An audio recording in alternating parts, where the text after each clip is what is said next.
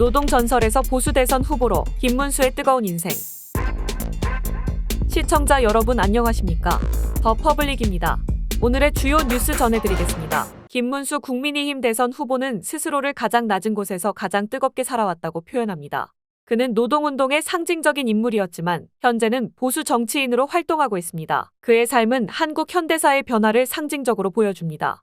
1951년 경북 영천에서 빈농의 아들로 태어난 김 후보는 초등학교 4학년 때 아버지의 빚 보증 실패로 인해 전기도 없는 판자촌에서 매우 가난한 유년기를 보냈습니다. 경북고 재학 시절 그는 박정희 대통령의 삼선 개헌 반대 시위를 주도하다 무기정학을 당했습니다. 이후 1970년 서울대 경영학과에 입학했으나 학생운동으로 2차례 제적당하면서 결국 25년 만인 1994년에야 졸업장을 받을 수 있었습니다. 서울대 재학 중 전태일 열사의 분신은 그를 노동운동의 길로 이끌었습니다. 고 김근태 전 의원의 권유로 청계천 피복공장에 위장 취업하여 노동자의 현실을 직접 체험했습니다. 그는 당시 서울에도 가난한 사람이 많다는 현실에 큰 충격을 받았습니다. 1978년 그는 한일도르코 노조교육선전부장과 위원장 직무대리를 맡으며 노동운동가로서 명성을 떨쳤습니다. 그러나 1980년 신군부 시절 난민전 사건에 연루돼 남영동 대공분실에서 고문을 당하는 등 큰 고초를 겪었습니다. 1986년 5.3 인천항쟁을 주도한 혐의로 체포돼 2년 6개월간 옥살이를 하며 심한 고문을 견뎌내기도 했습니다. 정의당 심상정 전 대표는 당시 김 후보를 두고 운동권의 황태자이자 전설이었다고 평가했습니다.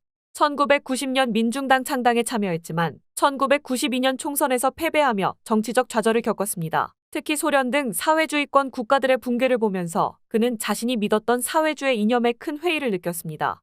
결국 그는 1994년 김영삼 대통령의 권유를 받아들여 혁명의 시대는 갔다고 선언하며 보수 정당에 입당했습니다. 이 과정에서 그는 변절자라는 비판을 받았지만 이후 삼선 국회의원과 경기도지사를 2번 역임하며 행정 능력을 입증했습니다.